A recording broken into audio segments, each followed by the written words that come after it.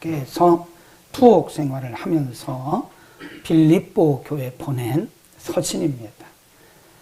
로마의 감옥에 있으면서 보냈기 때문에 우리가 흔히 옥중서신 그래요. 에베소, 빌립보, 빌레몬. 감옥에서 기록을 했거든요. 근데 우리가 성경을 보면 이 빌립보 교회는 유럽에 처음 세워진 교회예요.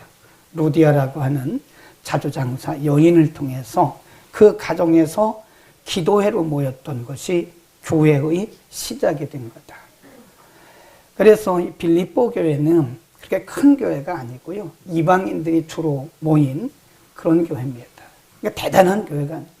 규모가 큰 것도 아니고 또 대단한 혈통의 사람들이 모인 것도 아니고 그냥 평범한, 그리고 평범 이하의 사람들이 모인 교회인데, 이 교회가 사도 바울에 있어서는요 최고의 교회였어요.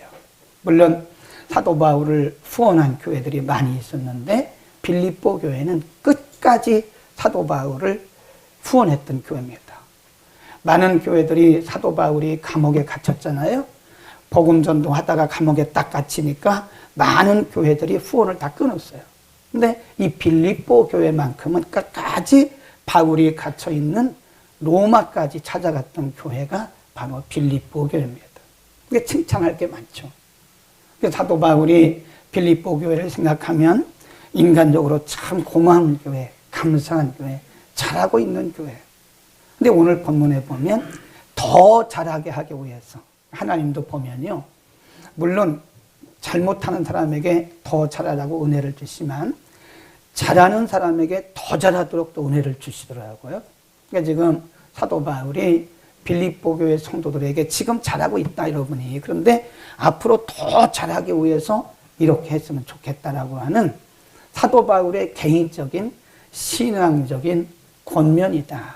또 다르게 말하면 멘토링이다. 오늘 용어로 말하면 영적 멘토링을 하고 있는 거예요. 오늘 본문의 특징이 사도 바울이 다른 사람 얘기 안 합니다. 자기 얘기를 해요. 자기 얘기. 나는 하나님을 어떻게 섬겼다. 내 믿음의 관점은 뭐다. 자신의 고백이고 또 자신의 결단을 지금 빌립보 교회 성도들에게 다 오픈하는 거예요. 사도 바울은 이렇게 얘기를 합니다. 4절입니다. 그러나 시작. 그러나 나도 육체를 신뢰할 만하나 누구든지 나를 알고 있어 생각하면 나는 더욱 그러하니라. 내가 8일 만에 할례를 받고 이스라엘의 쪽이요 베냐민의 지파요 히브리인 중에 히브리인이요 율법으로는 바리새인이요 열심으로는 교회를 핍박하고 의로는 그렇지 흠이 없대. 율법으로 봐도 나는 흠이 없는 사람이다. 태어나기를 나는 혈통 자체가 이스라엘 혈통이다. 택한 민족으로 태어났고 바리새인 중에 바리새인이다 그러면 종교성이 뛰어나다는 거예요. 바리새인이 다 바리새인이 아닙니다. 하면서 나는 바리새인 중에 바리새인이다. 그 말은 아주 정통파예요. 정통파. 율법에도 정통하고 신앙적으로도 정통하고 혈통적으로도 이런 사람이 없어요. 찾아볼 수가 없습니다. 많은 지도자들이 있었지만 이렇게 혈통 좋고 믿음 좋고 유대교에서 믿음 좋고 또 박학다식하죠. 그런데 이런 사도 바울이 7절에 가면 뭐라 그러냐면 7절입니다. 시작. 옳지. 요게 중요한 거예요. 접속사를 잘 보셔야 됩니다. 나는 이렇게 뛰어난 사람이다. 사회적으로, 종교적으로, 혈통적으로, 신앙적으로 나는 정말 탁월한 사람이고 뛰어난 사람이다. 나 충분히 자랑할 수 있다. 그런데 그 말이 그러나 무엇이든지 내게 유익하던 것을 내가 그리스도를 위하여 뭘로 버린대요? 다 해로 여기고 8절 시작. 또한 모든 것을 해로 여기는 내 주 그리스도 예수를 아는 지식이 가장 고상함을 인함이라. 내가 그를 위하여 모든 것을 잃어버리고 배설물로 여긴다. 자기에게 있는 그런 사회적인 자신의 어떤 직분, 또 혈통, 뛰어난 박학다식한 그런 지혜, 율법적인 그런 지식, 이런 것들을 배설물로 여겨 다 해로 여깁니다. 네, 대단한 사람이에요. 우리 중에 이런 혈통을 가진 사람이 없습니다. 네, 이런 혈통을 가진 사람이 없어요. 오늘날로 말하면 사도 바울은 박사학위가 5개 이상이라고 그러잖아요. 많은 분들이, 성경을 추적하는 분들이 사도 바울을 오늘날 기준으로 말하면 박사학위가 5개 이상이라니까요. 혈통이, 그가 말하기를 율법의 의로 나는 흠이 없다. 그런데 그가 말하기를 나는 이 모든 것을 다 해로 여깁니다. 배설물로 여기고 이 모든 것을 내가 다 버렸다. 이 한마디로 말하면 뭐죠? 내려놓았다, 그런 뜻입니다. 이것이 바로 내려놓음이에요. 내려놓음. 사도 바울이 자기 얘기하는 거예요. 네, 나 다 내려놨다. 내가 사회적, 신분적으로 보면 최고, 혈통으로도 최고고, 유대교 신앙으로 봐도 최고, 나를 따라올 사람이 없다는 거예요. 그런데 나는 이런 것들을 다 내려놨습니다. 그 이유가 뭐냐? 거기 보면 7절에 뭐를 위하여? 그리스도를 위하여. 그리스도를 위하여. 그 다음에 8절에 주 예수 그리스도를 아는 지식이 가장 고상하기 때문에. 그리고 또 말하기를 그리스도 안에서 내가 발견되려 함이라 그랬습니다. 네. 내가 왜 이것을, 이 소중한 것을, 누구보다도 탁월한 이 소중한 것을 내가 왜 배설물로 여기고 해로 여기며, 해로 여기면서 이것을 다 버렸냐, 내려놨냐. 그리스도를 아는 지식이 가장 고상하다. 그리고 이것을 내려놔야 그리스도가 발견이 된다는 거예요. 그리스도 안에서 내가 발견되기 위해서 그렇다. 그리스도를 위해서 내가 버렸다. 아멘. 여러분, 우리가 더 견고한 신앙에 이르기 위해서는요, 내려놓아야 돼요. 신앙 훈련이 뭔지 아세요? 내려놓는 훈련이에요. 우리가 기도도 이렇게 보면요, 우리는 내려놓지 못하고 기도합니다. 이것도 주세요, 저것도 주세요. 그리고 시간도 다 짜나 우리가. 하나님 3월 6일까지 응답해 주세요. 굉장히 믿음 좋은 것 같잖아요. 3월 6일까지 응답받기 위해서 금식하며 철야하면서 기도합니다. 굉장히 믿음 좋은 것 같잖아요. 근데 사실은 그것도 내려놔야 돼요. 그것까지 내려놔야 돼요. 우리가 우리 자신을 내려놓지 않는 한 그리스도가 안 보여요. 그리스도가 발견되지 않는다니까요. 그리스도를 아는 지식이 가장 고상하기 때문에 얼마 전에 천국 가신 이호령 교수가 있어요. 우리나라 초대 문화부 장관을 지내신 분이라고 하잖아요. 그분 외에도 굉장히 지성인들이 많은데 시대의 지성인이라 이호령 교수를 그렇게 얘기하잖아요. 근데 이분이 쓴 책이 있어요. 지성에서 영성으로. 그 딸이 이민아 교수라고 참 굉장히 잘 나가던 분인데 이분이 목사 안수를 받았어요. 신학을 하고. 그리고 암에 걸려서 돌아가셨어요. 그리고 나서 하영조 목사님이 살아계실 때 그 교회에서 세례를 받았어요. 최고의 지식인이라고 그래요. 당대, 우리 시대에, 바로 우리의 시대에 당대 최고의 지식인이었는데 이분이 자기 딸이 암에 걸리는 걸 보고 생각이 달라졌대잖아요. 딸이 전도를 했어요. 근데 교회 나가기 시작하고 교회 나온 지 이분이 3년 만에 예수를 만난 거예요. 그러니까 이 지성인들은 또 예수를 만나는 것도 또 빨리 만나. 다 그런 건 아닌데 내려오는 속도가 빠르면 빠를수록 예수를 빨리 만납니다. 근데 이분이 그랬어요. 요 지성에서 영성, 지성에서 영성. 여기서부터 여기 우리가 보면 뭐 30cm도 안 되잖아요. 여기서부터 여기까지 내려오는데 수십 년 걸렸다 그러잖아요. 수십 년. 왜냐하면 자기가 가지고 있는 이런 지식, 이걸 내려놓기 전까지는 예수가 안 보였다는 거예요. 자기가 가지고 있던 기존의 경험들을 내려놓기 전까지는 예수가 보이지는 않은 거예요. 그러니까 엄밀히 말해서 제자 훈련이라는 것은 성경 암송하는 게 제자 훈련이 아닙니다. 어떤 프로그램을 놓고 어떤 코스를 밟는 게 그게 제자훈련이 아니에요. 예수님이 분명히 말씀하시기를 나를 따라오려거든 네, 자기를 버리고 십자가를 지라. 그 내려놓는 거예요. 십자가를 진단 말은 나를 버린단 말은 내려놓는 겁니다. 그러니까 제자훈련이 뭐냐? 나를 내려놓는 훈련이에요. 끊임없이 내려놔야 돼. 언제까지? 우리의 생명이 다하는 날까지. 내가 살아있는 한 예수는 안 보여요. 가장된 거죠. 가장된 거죠. 내 자신을 온전히 내려놓을 때부터 진짜 예수님이 보이기 시작하는 거예요. 천국이 보이기 시작하는 거고. 아멘. 지금 사도 바울은 잘하고 있는 빌립보 교회 성도들에게 앞으로 더 잘하기 위해서 자기 얘기를 하는 거예요, 지금. 내가 이런 사람이었어, 원래. 그런데 나 이런 거 모든 거 다 내려놨어. 오늘 우리 시대로 말한다면 나의 모든 스펙을 다 내려놓는 거예요. 스펙. 내가 그래도 스카이 나왔는데 내가 이 사람은 아직도 예수를 만나기가 어려운 거예요. 스카이 때문에 예수가 안 보이는 거예요. 스카이가 뭔지 아세요? 서울대, 연대, 고대를 스카이라 그래요. 스카이가 뭐야? 그런 분도 있는데 사닥다리야? 그게 아니고 그것 때문에 예수님이 안 보여요. 내가 가진 물질이 우리의 시력을 흐려놉니다. 그래서 예수님이 안 보이는 거예요. 내가 가지고 있는 지식과 경험 때문에 예수님이 안 보여요. 어떤 분이 미국의 유명한 영국인가 미국인가 하여튼 외국의 유명한 설교자가 설교를 해요. 근데 이분은 학력이 없어요. 설교는 굉장히 잘하는. 근데 그런 분들을 우리가 전도자, 이반젤리스트라고 해요. 전도자예요.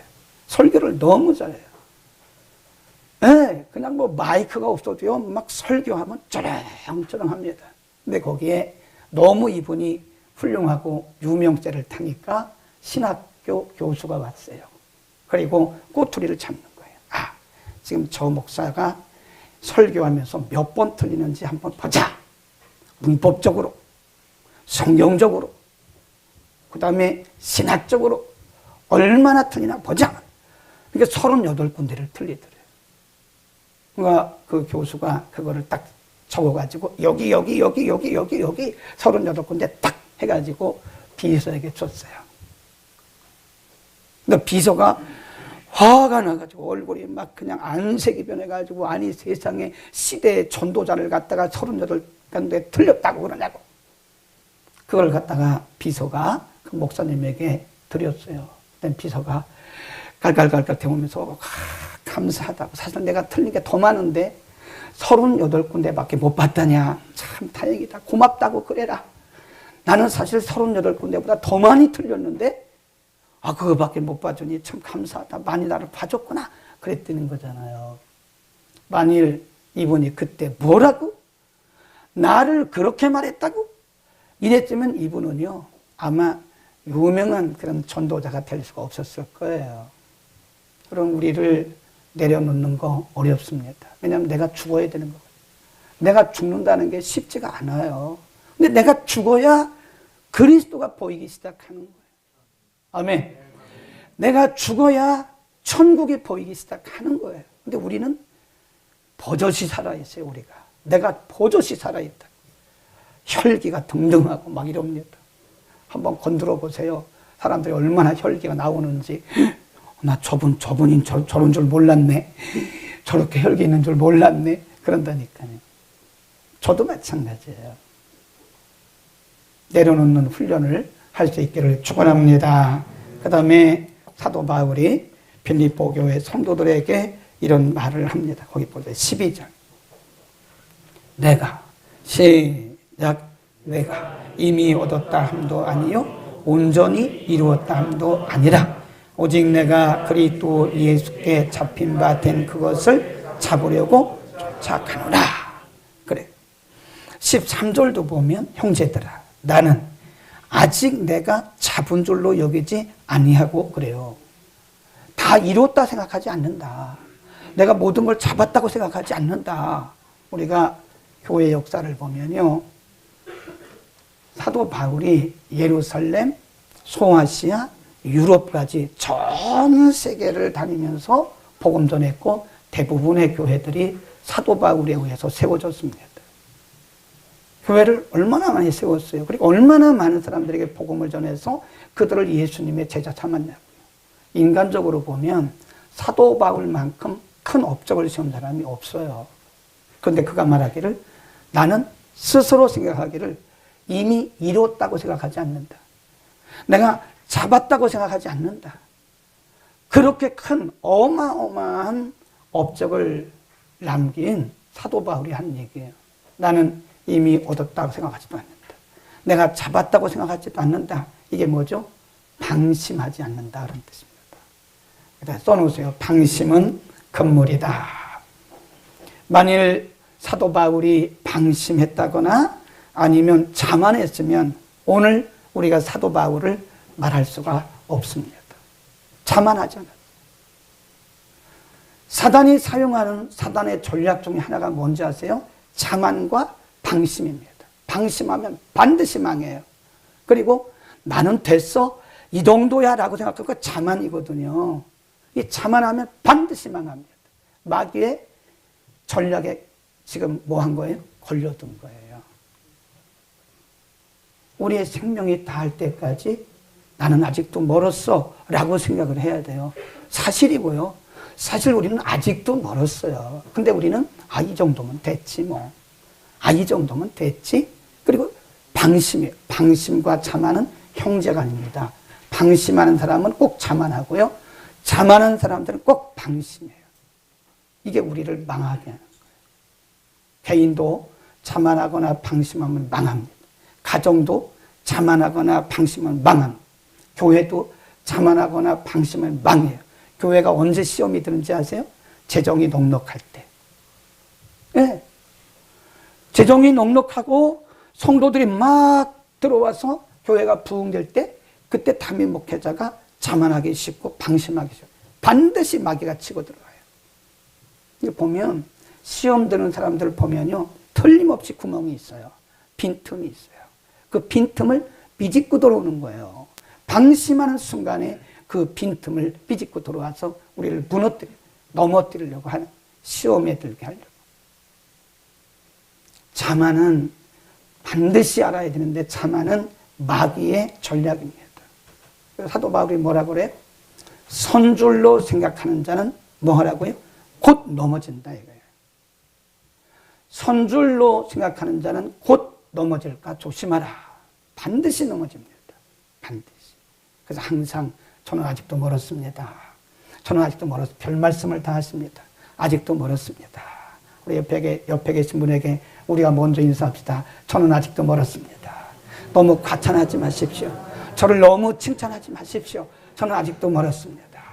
3,000명, 2,000명을 얘기를 합니까?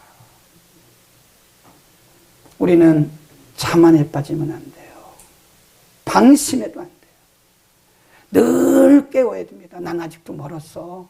나는 아직도 멀었습니다. 주님, 전 아직도 멀었습니다. 이런 마음을 가지고 살아가야지, 나는 됐어. 나는 이제 다 됐어. 이렇게 했다가는 그 다음날 무너져요.